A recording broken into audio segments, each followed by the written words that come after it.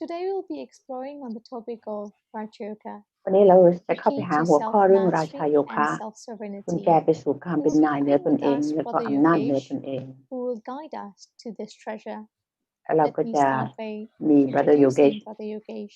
Sharda มาอยู่กับ From เราเพื่อ growing จะ in ชี้ a หนทางไปสู่ family สมบัติที่ where มีค่านั้น parents were students of Brahma Ari's World Spiritual University, จากการเติบโต through ในครอบครัว ที่ navigating พ่อ through แม่ his นั้น teens while เป็นนักเรียน deepening ของ his ปรมา own กุมารี มหาวิ understanding ทยา and ลัยทางจิตของ experience โลก in เขาก็ได้ Br.Yoga. ชี้ Up till now, ทาง หรือ conducting นำทาง personal ลูก development ใน and วัย motivational รุ่น seminars all across the เข้า world ไปสู่ควา in มเข้าใจอัน ลึ companies ก like ล้ำ และมีประสบ Microsoft, การณ์ ของราชาโย IBM, คะ Adidas, จากจนก Philips, ระทั่งบัดนี้ Bank of ได้ใช้ เว America, ลาในการ and พัฒ many นา more. It's been a ตัวเอง remarkable และก็ journey.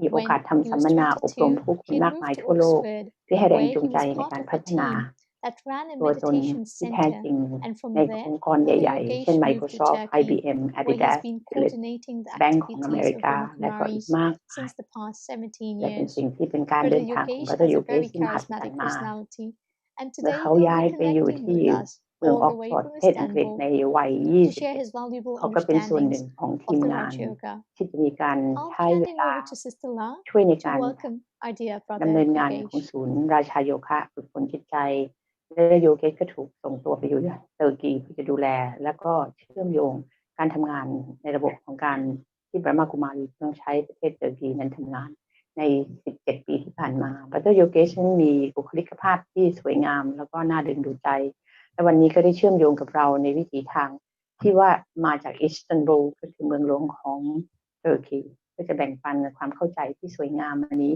ยังมีค่าในเรื่องราชาโยคะและฉันขอยกมอบให้ซิสเตอร์ลาจะต้อนรับซิสเตอร์ Br. Yogesh. Welcome to Thailand, Br. Yogesh. What's in the name? Yogesh, Yogeshwa, Yoga, and Ishwa. So this is really important for us to understand properly, and you have fully responsible for what your name is for, because in Thailand we've been doing the things to make people understand Raj Yoga. Sorry, I have to slow down because someone translating now. But anyway, you are most of your life in this spiritual path, and you are coordinating Brahma Kumari's activities in Turkey, where the East and West meet, and that is so Thailand. I have the fortune to join you to be in the middle of the world. So Buddhist country actually believe in the middle path, the right path to enlightenment. But on the spiritual path itself, we are all travelers through time, and to find the key of enlightenment. So let the journey begins with your name, Yogesh, the Lord of Yoga. That is the most important key to enlightenment.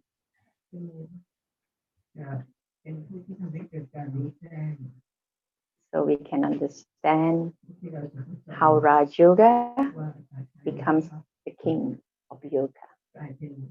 You are welcome to Thailand. Thank you. Thank you. Hello and good morning to everyone. A big morning. thanks to สวัสดีนะคะทุกท่าน Mr. La and all my ขอบคุณอย่างมากมาก brothers, my friends, เสียงไม่ค่อยได้ยิน family in Thailand for the chance เพื่อน to be ฝูง with ญาติมิ you. ตรทั้งหลายพี่น้องหญิงชายในประเทศไทย So I really feel I'm amongst you.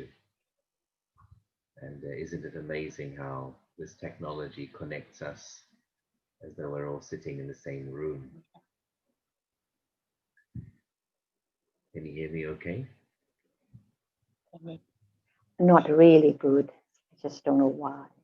It's Okay. I can wear my headphones. yeah, it's your headphones okay?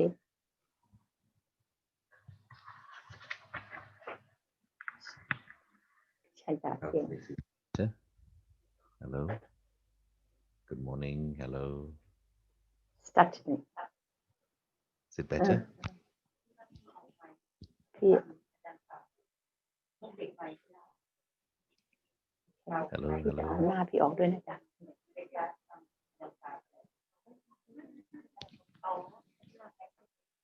พี่พาแปลไม่ได้ต้องปิดลบหน้าจะเสียงไม่ค่อยดังแต่พี่ชายไม่รู้เป็นไง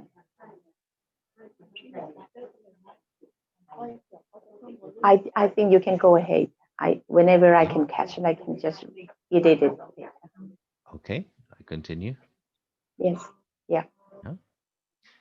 Okay, so as was mentioned in the introduction, that I've been in the study and practice of Raja Your Yoga, voice is so soft. Raja so Yoga soft, meditation for most of my life. Is it okay now? ชีวิตฉันส่วนใหญ่แล้วเนี่ย How's that? Okay. Better.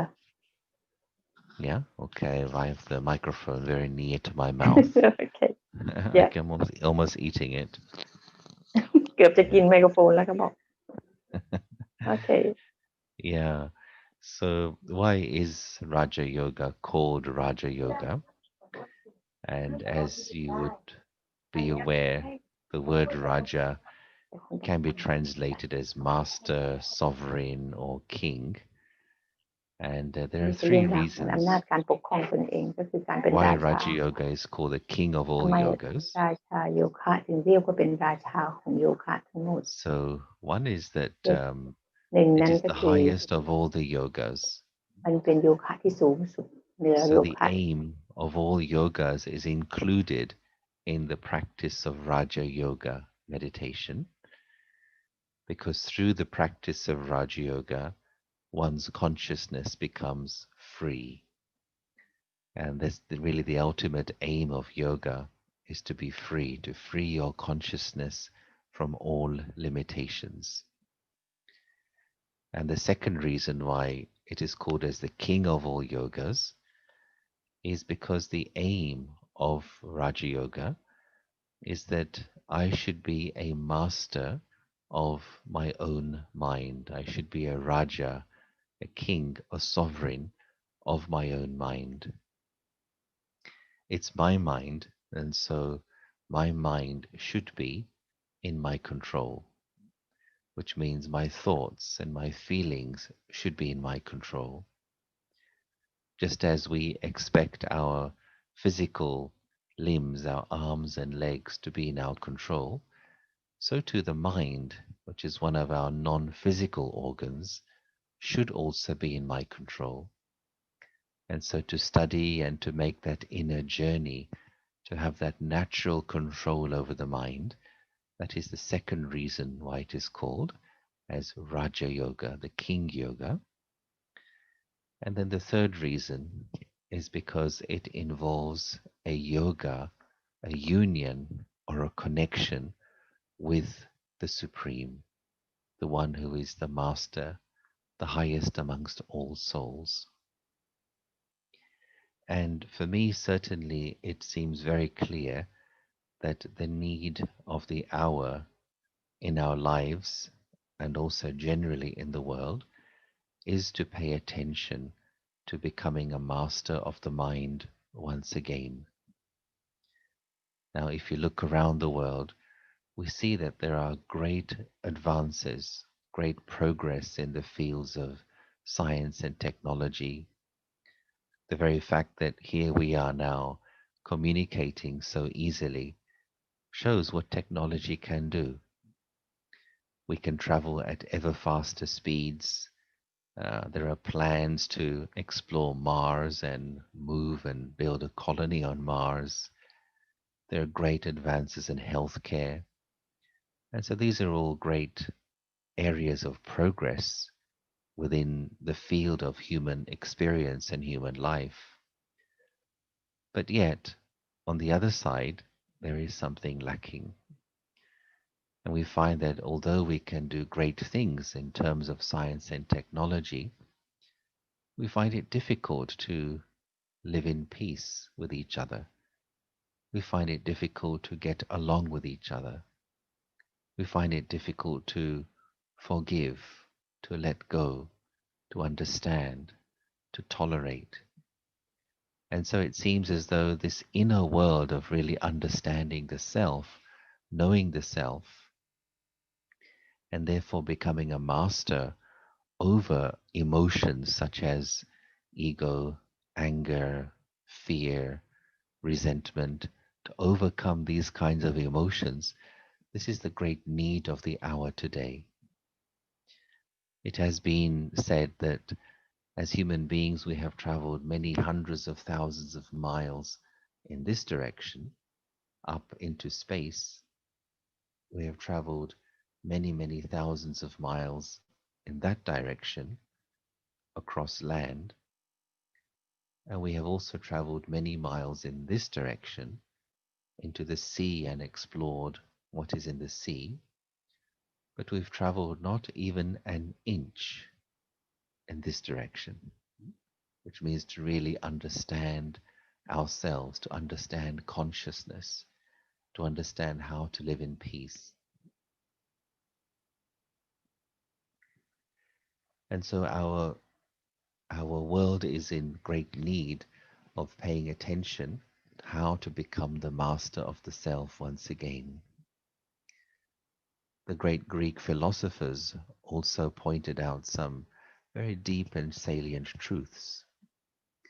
Aristotle, he said that the beginning of all wisdom is to know the self. And Socrates remarked, the unexamined life is not worth living. And so the practice of meditation, I believe, is something which really now should come to the very top of our priority list.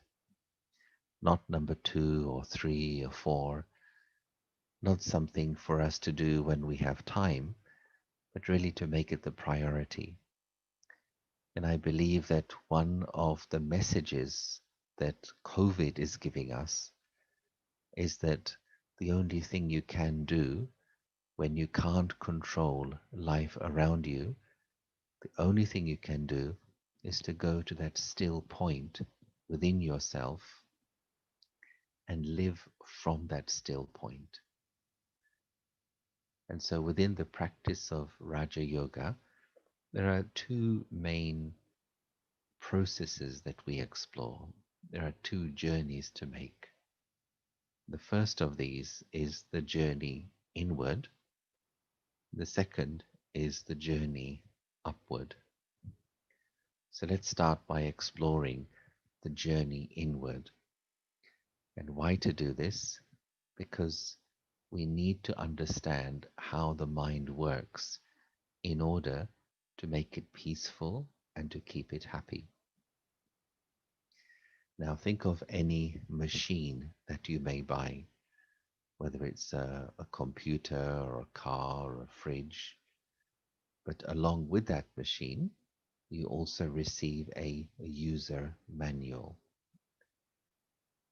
And that user manual, it tells you how to maintain the machine and also how to use it properly. The question arises, where is the user manual for the mind? How are you supposed to use the mind? How are you supposed to think? How much thinking is enough about a particular situation? What kind of thoughts are useful, healthy to have in the morning? What sorts of thoughts should come later? And it seems to me that today, generally, especially in the big cities, we have lost perspective of understanding the rhythms of the mind. Just as our body has certain principles we need to respect if we wish to have good health, in the same way, if I want a mind that is peaceful, steady, stable, happy, I need to understand the rhythms of the mind. Think of your body, for example, and I always give the example of who likes ice cream. Now, if I were to ask a group of people who likes ice cream, usually every hand goes up and says, I do. But if you were offered ice cream for breakfast, You may say, well, no, maybe a bit later on. You know that a huge intake of sugar first thing in the morning is not so healthy. In the same way, we understand that in order to keep the mind at peace, in order to make the mind my friend, there are certain thoughts which are healthy, other thoughts connected to daily life, the news, what you have to do for the day, should come a bit later on. And so, what sort of thoughts help us first thing in the morning? What sort of thoughts help to charge the battery of the mind first thing in the morning? And so, for this, we need to explore the question, who am I? What is this inner journey that we need to make? Now, why we need to ask this question is because the answers that we have today to who am I are very confused. I believe that the most important thing in human life is to explore and understand one's identity. And as it has been beautifully said, you don't see the world as it is, you see the world as you are. You see the world according to who you think you are. And today it's very clear the human race is passing through a global identity crisis. And so addressing the question, who am I, is fundamental to any kind of improvement in any area of life. So let's explore this first as we understand how to become the sovereign, the master of the self once again. I have a few diagrams to share with you, which I hope will make it easier for me to explain some concepts. So here is the first one, and it's really about the 4 areas of the self. So I'm hoping you can see this. I think you can. And so it's the pyramid structure, which shows us the 4 levels of a person. And so you can see at the top there is the physical self. So the physical self obviously is just one's outer appearance, physical appearance. And that just tells you a small amount of a person, just a small bit of the human being. And if we go a little bit lower down, and then we see the second segment, which is the social self. And the social self is to do with how a person behaves. Just as a mirror reflects a person's physical appearance, so your behavior and your actions reflects your character, your code of conduct, the values that you live by. Your mannerisms are exhibiting your inner processes, your inner character. And these two together, the physical part and the social part, they make up around 10% of a person, which is not very much. Now, for most other people in your life, you know them about 10% or 12%, or maybe 1 or 2 people you may know 15 or 20%, but not much more than that. And this is why you find instances where people have known each other for decades, and suddenly one does something which shocks or surprises the other. And of course, it happens also with the self. Sometimes you do something which you would normally never ever do. And you wonder, how could I do that? How could I say that? It's not something you are even conscious of, which means there are forces driving you within your subconscious, which you may not even be aware of. Now, when people wish to improve something in their lives, usually they go to the physical part or the social part. The physical, they change something about their appearance. They wear some new clothes, for example, or they change their hair color, or they do something within the social context of having some new friends or a new relationship or changing the environment where they live. And those things bring some temporary change, some temporary relief. But if we really wish to improve ourselves at the fundamental level, we need to go deeper. We need to understand the emotional part and especially the spiritual part. So the emotional part, as is obvious, is to do with your moods and your emotions. And emotions can swing through the day, up and down. Sometimes if something good happens, one feels happy, or something bad happens, one feels sad.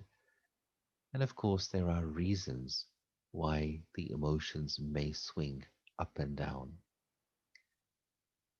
And the reason for that, if we really wish to understand where the emotions are coming from, is the base of the pyramid, and that is the spiritual self. There are, of course, many methods and techniques in terms of how to manage our emotions, and they're useful to some degree. But in my experience and my understanding, if we come down to the spiritual part and we work on that, then the emotional part begins to take care of itself. Whatever is happening at the base of the pyramid is affecting the rest of the pyramid. And so what is within the spiritual part essentially is to do with one's sense of identity. In other words, how am I answering the question, who am I? The answer I am giving to that question, that answer is the basis of my entire life experience. And when I begin to give a better answer to the question, who am I? My life experience begins to improve. My mind begins to become my friend. My peace and my happiness comes back into my own hands. Now, rarely do we answer this question consciously, but we do give an answer to this question subconsciously all the time.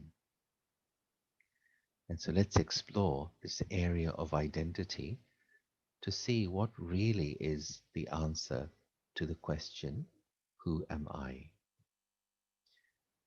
And so I'm going to show you another diagram here. And this is about how identity is formed and how we carry these identities in our consciousness and how the identity we're carrying is influencing my emotions.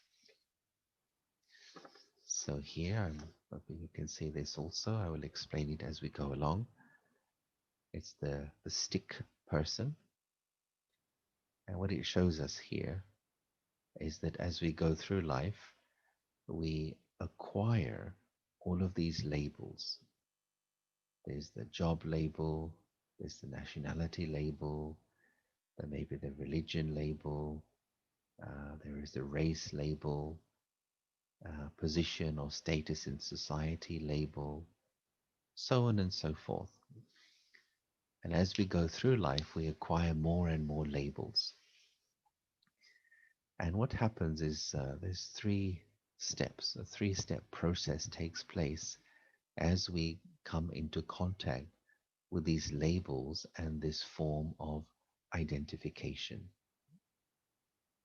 So the very first thing that happens, the first step, is the step of acquiring the label. Somebody tells you this is your name, this is your nationality, this is your religion, this is your family, this is your country, so on and so forth. And at that level, there is no problem because I am still separate to the labels which I have acquired. There's a difference between me and what I have or what I do.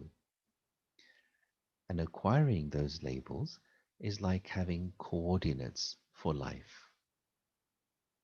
But what happens after some time is that we begin to place those labels into our consciousness. And that is where all the problems start. As I begin to identify with the things I do or with the things I have, what's happening is my spiritual identity is lost. And as we mentioned earlier, as is my sense of identity, so will be my emotional state. And when we live in those label consciousness, then we feel insecure. Where there is insecurity, the mind will hold on to those labels even more firmly. Let's see how the emotions are triggered on the basis of putting labels into our consciousness. Let's take the example of a person who identifies very strongly with their job. Let's say he or she has had that position or status in work for a decade or two and has placed it in their consciousness. I am chief engineer. I am lawyer. I am mechanic. I am teacher. What happens if one day I lose that? Who am I then? I would feel I've lost a part of myself. And so there, what's happening is I'm basing my sense of self, my self-value, my self-image upon what I do or what I have. There are three areas here. There's what I do, what I have, and who I am. In other words, the being part, there's the doing part, and there's the having part. But in the world today, the being part has been polluted by the doing and the having. And this is the problem which causes the self to become a slave of emotions. We find it difficult to deal with moods or with anger or with jealousy or frustrations. Why isn't there that power to be able to control the moods and the feelings? It's because we live in that label consciousness. Another big label in the world today especially is the label of nationality. Now think, for example, in your passport is written a nationality. It may be Thai, or it may be Indian, it may be French, it may be Italian. There's a nationality. But is it that you have a passport, or is it that you are a passport? But today, what has happened is we've placed the passport into the consciousness. I have become a passport. Hello, I am a passport. And when I see another person, I want to know, which passport are you? So I have a passport, but I am not a passport. I have a nationality, but I am not a nationality. I am much, much, much more than that. To be aware of my spiritual identity is the beginning of freedom. Freedom from fear, freedom from getting upset, freedom from negative emotions. So just to finish this sequence, First, we acquire a label, then we identify with that label. Thirdly, we then become attached to that label. And this is the condition of the world today. There is this deep internal attachment to the things that we do and the things that we have. And this has divorced us from our natural right to peace and happiness. So coming back to that diagram again, when we live in this awareness of being the label, and living in that network of labels, that's what generates the energy which is called as ego. And I like to call this as the ego system. And today, when we live in the ego system, then naturally there will be ego-based emotions. The practice of Raja Yoga helps us to depollute the soul. All of this here, this ecosystem, is spiritual pollution, pollution of the soul. When we practice Raja Yoga, we are depolluting the soul. We are removing this ego-based consciousness. That is what helps us to become the master of the self once again. The simple diagram, just to summarize that, is this. At our core, I am a being. Then there is the doing part, and there is the having part. When I live in the doing and the having realm, I generate the ego. And so how to deal with that, it's not about fighting the ego, it's not about fighting with the labels, but rather it's about living within the first truth. The first spiritual truth is, I am a soul. I am the spiritual energy. It's not enough to know this or to accept this or to believe this. What is important is to live in this awareness. As you walk around, as you go through your day-to-day responsibilities, as you converse, interact, deal with people, being in that awareness, I am a peaceful soul. It's simple. Truth is simple, and here it is. It can't be more simple than this. At the center of the forehead is I, the soul. And you can see also the basic qualities of the soul: peace, love, joy, strength, purity. The first step in Raja Yoga meditation, this journey inward, is to come to this first truth and experience it.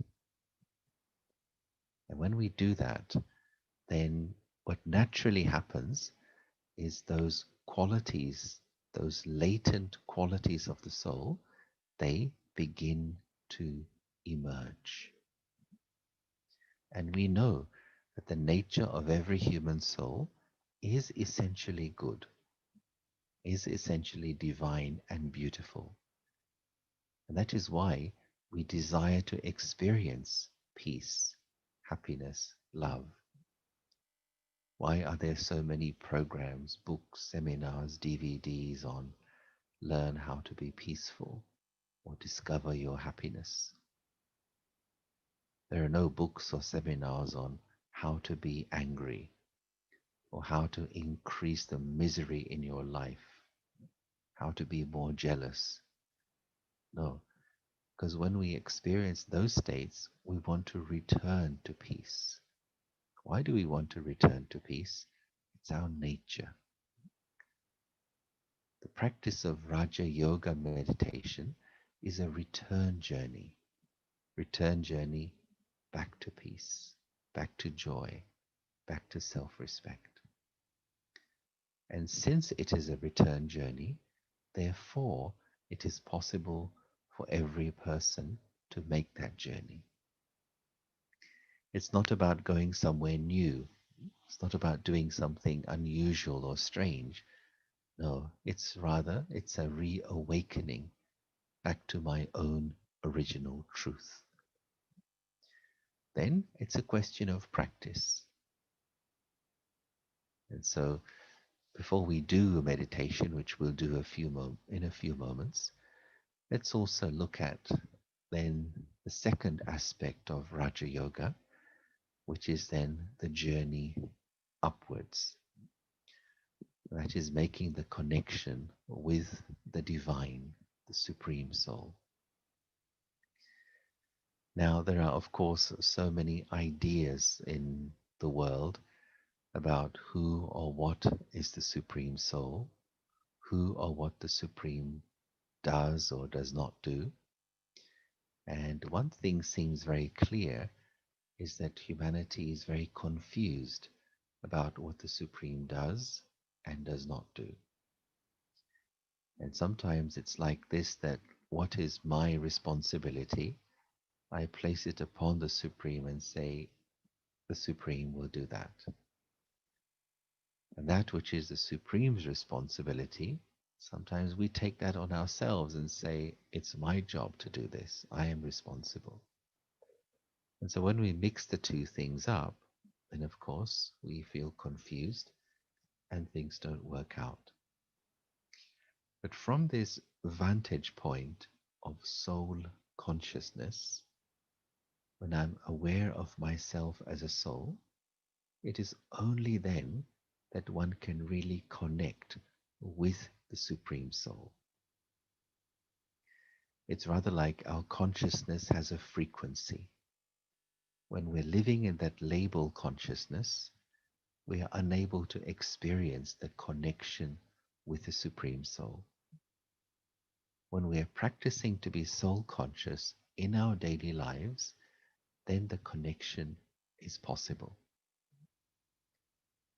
And the Supreme is known as the one who is the ocean of all qualities. An ocean means endless. An ocean means unlimited. An ocean is one which accepts everyone and everything. So too, the Supreme Soul is the ocean of peace, the ocean of love, the ocean of bliss. For human souls, no matter how good a person may be, but they still have a limit to their patience, to their tolerance, to their love. But why the Supreme Soul is called Supreme? Because there is no limit, endless. So meditation can also be seen as a process of charging your soul battery. When my battery level is low, as generally in the world it is, when we connect ourselves in thought with the Supreme Soul, the soul battery gets charged. And the sign of that charging is your ability to love, your ability to be at peace, your ability to maintain your happiness. All of that gets raised, gets heightened. This is the sign of being a yogi, is in practical life. Your peace, your love, your joy, your kindness is emerged in your relationships, in your interactions. In Raj Yoga meditation, we see the Supreme Soul as also being a point of supreme energy.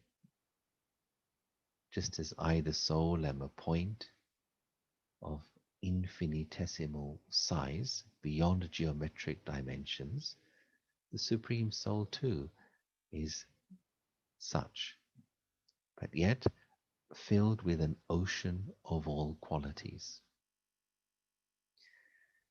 In our practice of Raj Yoga meditation, it's not only about sitting down and meditating, but it's rather about making it into a lifestyle. It's about building this very natural, very real, very private and personal relationship with the Supreme Soul. And that means as we go through day to day life, maintaining that connection with the Supreme as somebody who's really in my company all the time. So here are a few different relationships we can experiment with to make our connection with the Supreme real and fulfilling and experiential. So think, for example, of the Supreme as being your mother. Now, what would be the qualifications of a perfect mother? Of course, there are many. Mother is one which perhaps contains all the qualities. But mother also is one who nourishes the child, sustains the child. Mother sacrifices herself for the child, her sleep, her food, her time to take care of the child. And mother is one who accepts the child as the child is. And so sometimes we also need to experience the Supreme Soul as the mother. There are times when the child may be upset or confused or not feeling so good. And the mother may say, just rest your head on my shoulder. Don't think, don't explain, don't go into the story, just rest. So sometimes we need to experience the Supreme Soul as the mother. Just fall into the arms of the mother and have that feeling of just acceptance and belonging. The one who really knows me very well. Feel comforted, feel loved, feel looked after. So in our meditations, this is an option to talk to the Supreme Soul as my mother. And for some, it can also help to sometimes write a letter to the Supreme Soul as a mother, or indeed as the other relationships which I'm going to talk about now. But making this relationship intimate, close, and real, this is a big part of Raja Yoga meditation. Why it's called yoga? The word yoga means, in essence, it comes from the word yuja, the Sanskrit word yuja, which means union, connection, or link. The principle of yoga is whatever you connect your mind to, you become similar to that. You may have seen, for example, of an elderly couple who've been married for many, many years. They begin to look like each other. Why? Because in the mind of one is the image or the face of the other. Whatever you are thinking of, it influences your features. There are some people who look like their dogs or their cat because that's what they're thinking of a lot. So it affects their own features as well. So if my mind is thinking of, connected to the one who is the ocean of all qualities, of all divine virtues, I will begin to develop that divinity within myself. Or, in fact, that divinity which is suppressed within me will begin to emerge the more I link my mind to the one who is ever divine. So mother is one relationship. Another one you could think of is the Supreme Soul, is my father. Now, what does father represent? Again, so many, many different qualities. We can make a long list.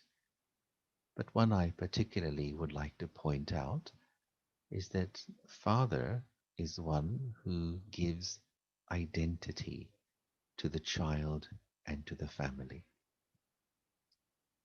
And in the older days, when only the father worked and not the mother, then whatever was the profession of the father was also the identity of the family.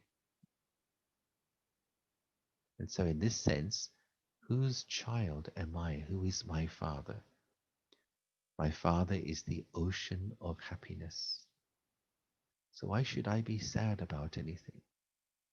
If I'm a child of the ocean of happiness, let me be happy and let me be the first one to share happiness with others. If I'm a child of the ocean of peace, let me stay peaceful no matter what happens. If I'm a child of the ocean of love, let me be the one who has the power to share that love, which means kindness, goodness, positivity, inspiration, forgiveness with others. If ever I feel a bit weak or a bit ineffective, let me remember I am a child of the Almighty Authority, the powerful Father. I, the soul, I am a powerful child of the powerful Father. When you have this thought, this awareness, it fills you with courage, fills you with strength to overcome your own weak thoughts or your own waste thoughts. And then, next one, you can think of the Supreme as being your teacher. And what are the qualities of a good teacher? Good teacher is one who sees the potential in a student. A good teacher is one who has vision for the student. A good teacher is very creative and finds different ways to put the teaching across. A good teacher inspires a student to learn. A good teacher enables the student to believe in himself or herself. So too, as we go through the day, as we go through life, lessons come to us in many forms. And all the lessons in this context are connected to the evolution of I, the soul, the awakening of I, the soul, the opening of my wings once again. So through the day, converse with God, the teacher. See the lessons that are there in life for me every day. Sometimes those lessons are very sweet. Sometimes lessons can come as a bitter pill. But it's okay. There is a lesson to be learned. And if I have this awareness, what is there for me to learn today?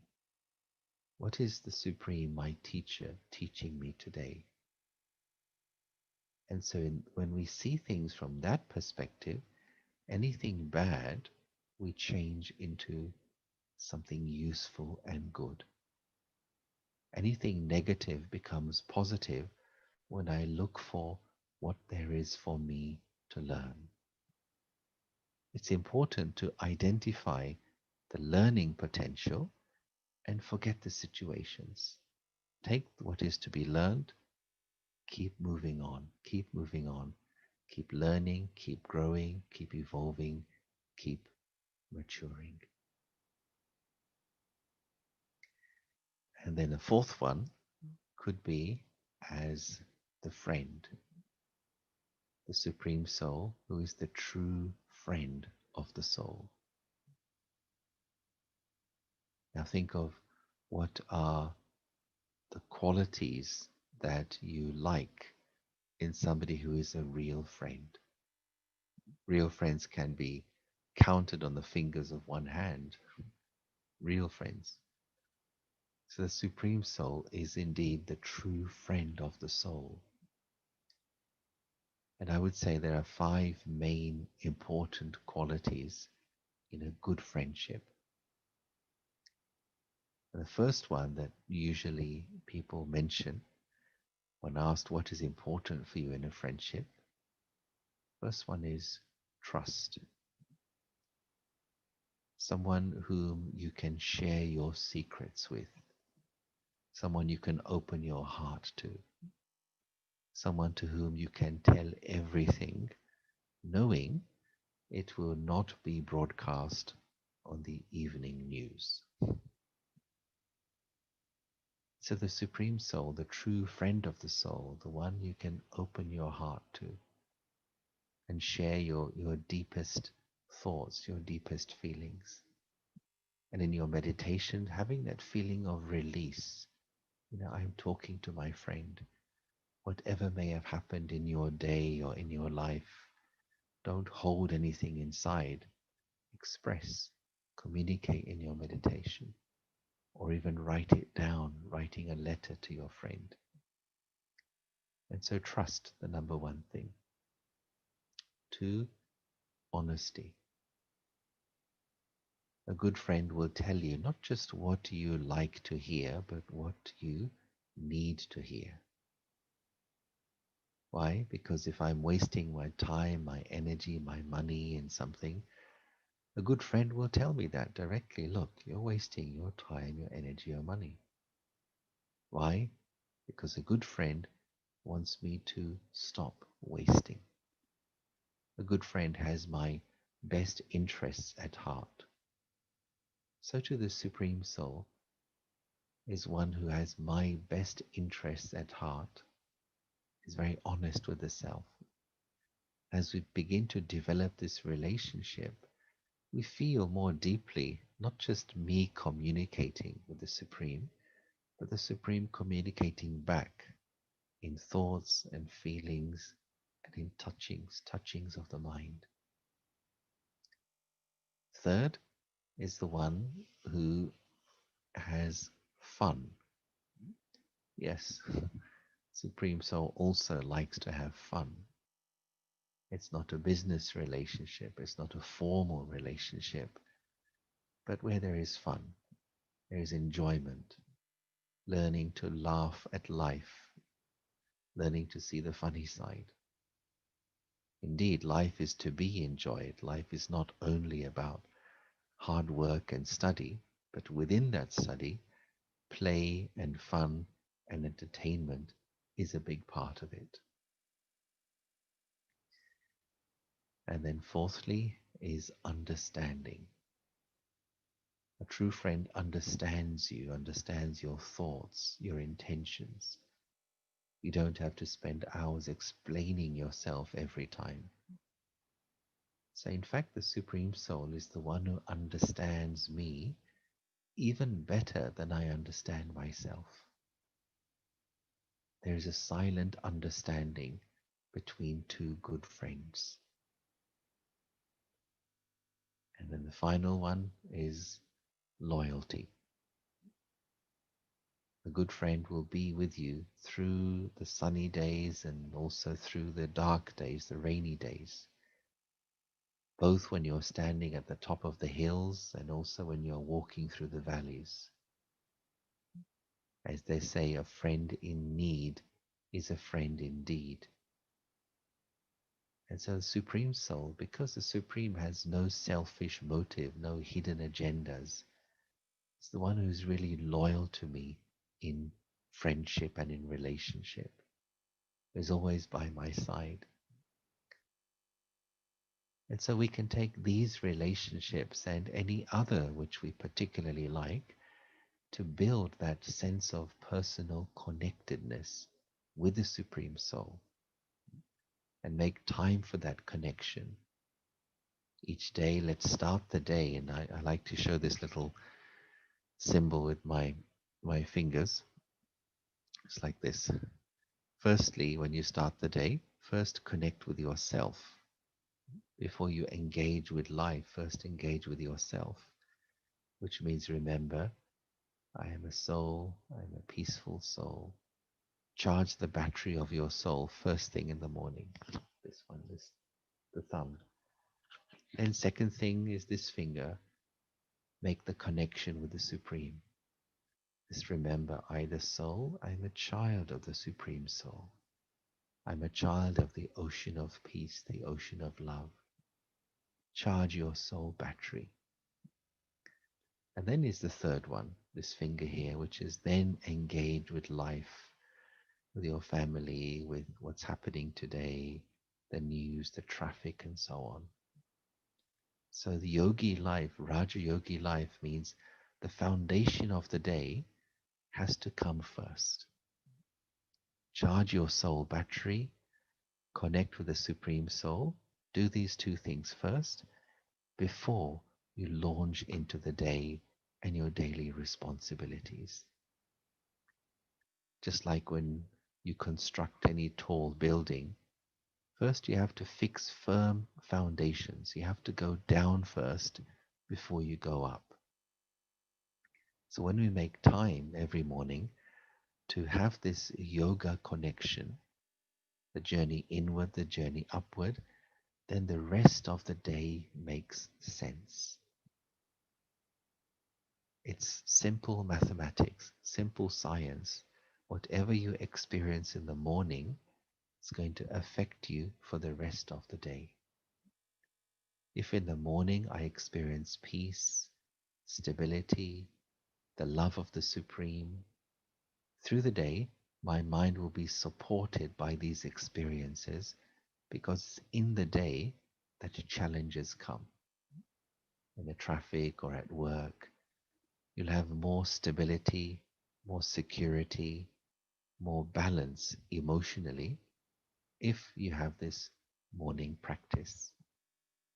This is the life of Raja Yoga, the Raja Yogi life. You move through the day being able to handle your own thoughts, your own feelings, and you are able to be a giver to others, a giver of peace, patience, kindness, and your need to take begins to reduce, your ability to share increases.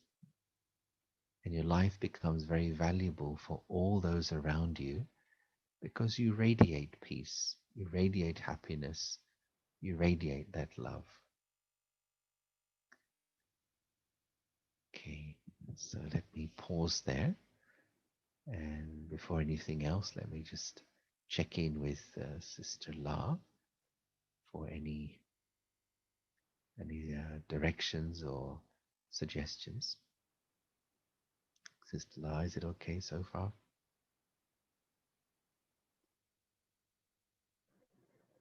Could you hear me? Could you see me then?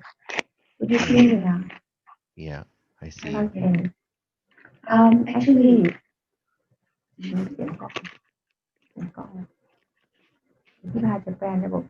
Papa is ready to translate what I'm saying in English. Hold on, just need to. All right, at the moment, we talk about Raj Yoga meditation based on the knowledge. Based on the knowledge of self-development from, the basis of pyramid, as you say. But I think we need to experience that. Is it okay for us just sit a few minutes and then we just relate it in such a way, charging your battery by connecting with the Supreme, focusing the mind in the center of your forehead, whatsoever you could do. Practically, we all want to experience that now. Just a few minutes if you can. And then you can have a few questions. At the moment, we just want to just hear a little bit more from your experience of connecting, as you say, connecting, focusing, and then we follow you. We just absorb the vibration. Thank you. Okay, so we do a meditation now. So I'd ask whoever is able to sit with your back straight if you can. ขอให้นั่งตัวตรงนะคะ ใครที่ตามที่นั่งอยู่ที่บ้านที่รับฟังอยู่ขอให้นั่งตัวตรงค่ะ So that you're alert, comfortable but also alert. And just try and follow the commentary as best as you can. If If your thoughts wander, don't worry, just come back to the commentary once again. And so we start. So we take these few moments to be with the self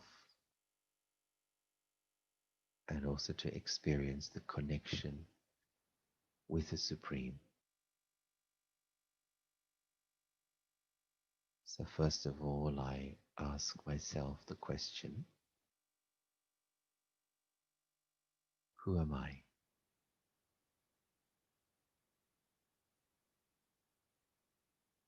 I know that in daily life I play many roles, carry various responsibilities.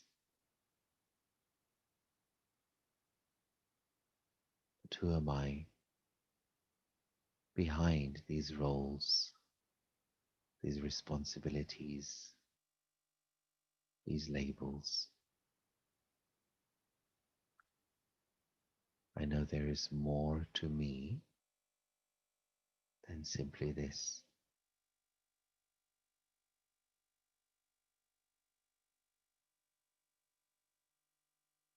When I look in the mirror,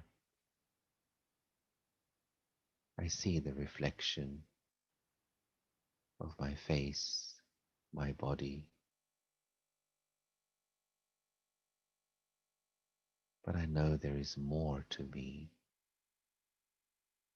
than this.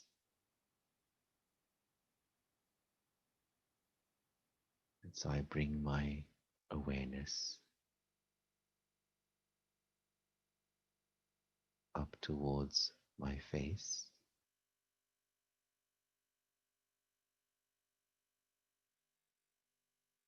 I bring my awareness to the center of the forehead.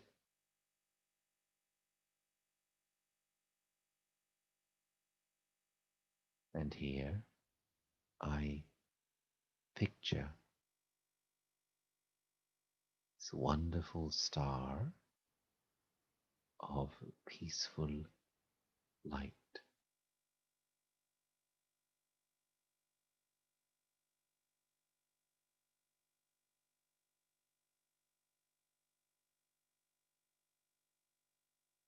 Picture this beautiful tiny star of peaceful light in the center of your forehead.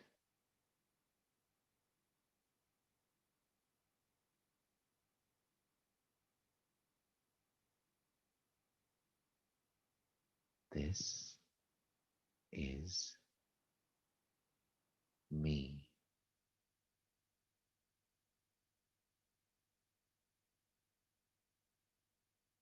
This is I, the eternal soul.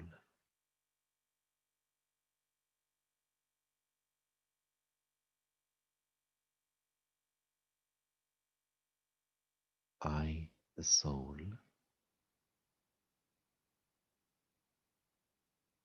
I am light.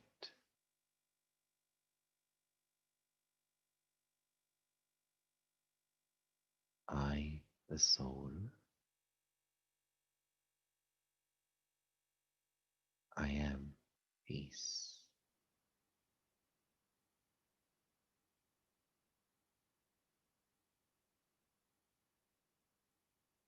I, the soul,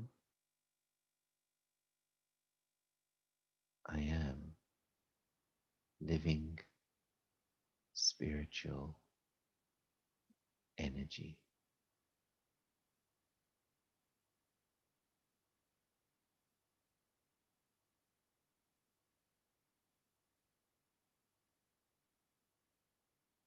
And now I turn my thoughts to the Supreme Soul, the one above.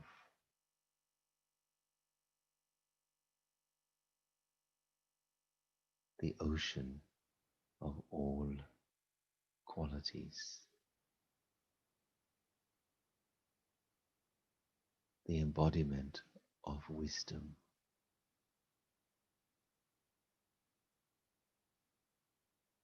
the one who is called the supreme amongst all souls,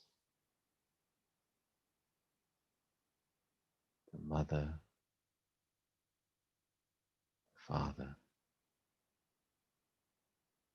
the friend, the teacher, the guide, the healer,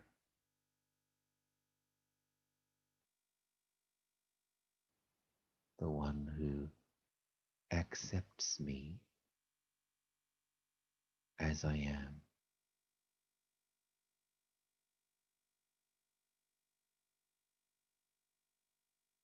the one who does not see my weakness,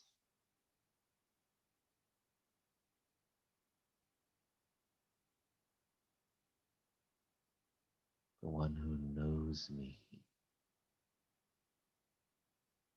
better than I know myself,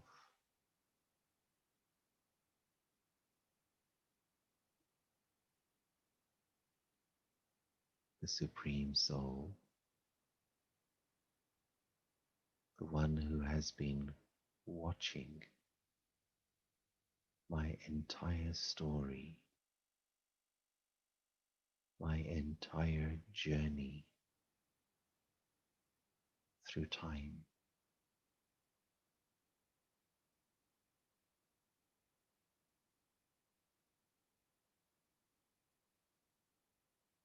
the one who is the benefactor and sees only the best within me.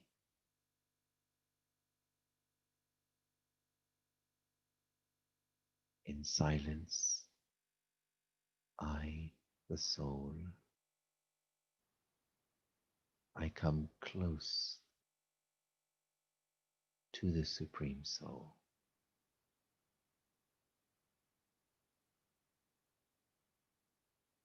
In silence, I rediscover my eternal connection with the Supreme Soul.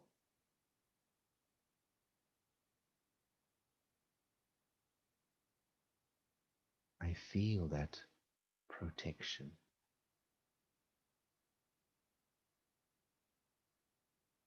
I feel that safety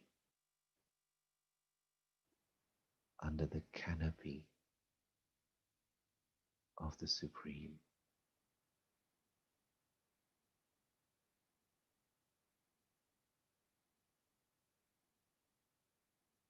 I feel all my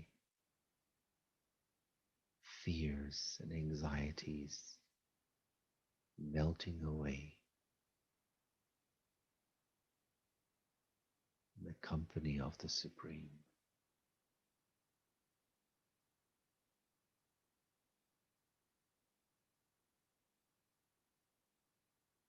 I feel understood.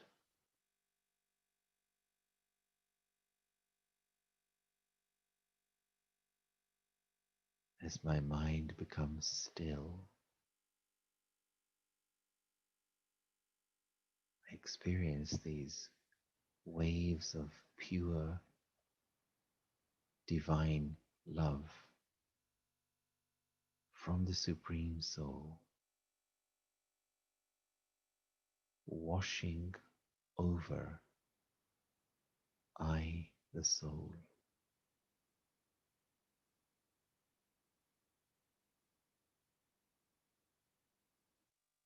Filling I, the soul,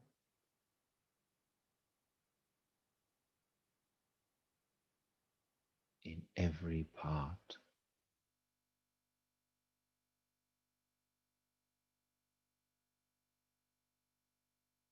feel absorbed in this love of the Supreme.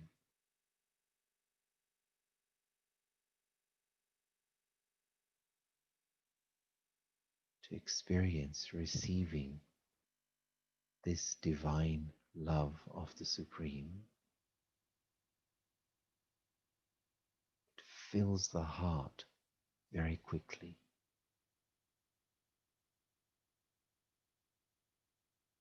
It allows me to forget the past.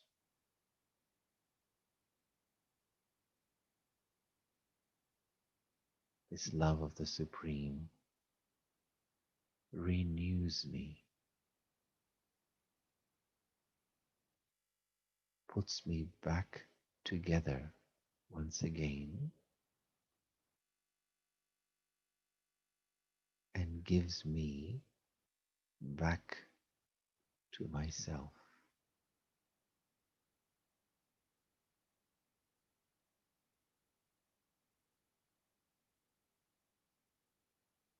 This is the divine union that I, the soul, had been seeking.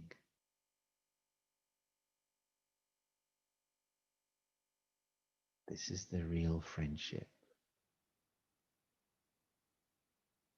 the true connection that had been missing.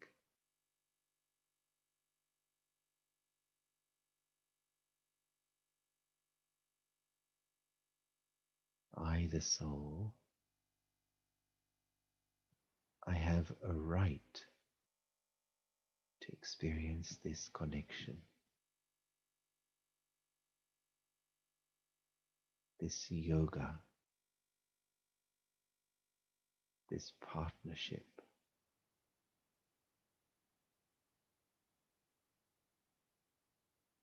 And so let me choose to live in this yoga at every moment. Let me experience the friendship and companionship of my Supreme Friend at all times.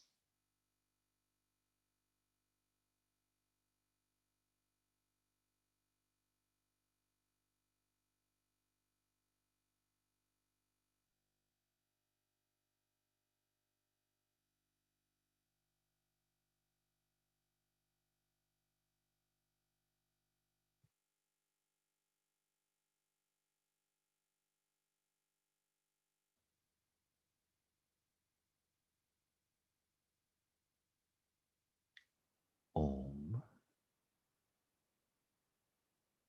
Shanti.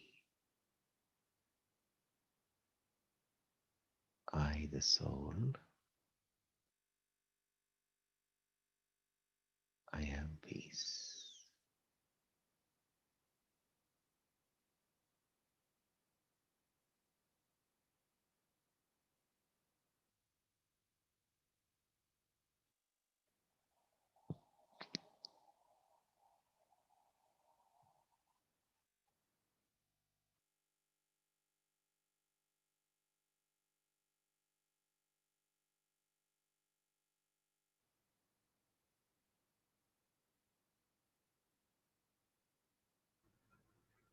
True connection is true communication. I've been learning to use the language of silence to communicate with God. So many things going on, and we cannot really understand each other well. Communication breakdown because we're not knowing the self and what we really want to communicate with. The thought is really something subtle, require daily attention in order for it to be enhanced or harnessed and used effectively. Thank you again, Br.Yogesh. giving time to have that connection through your practical understanding.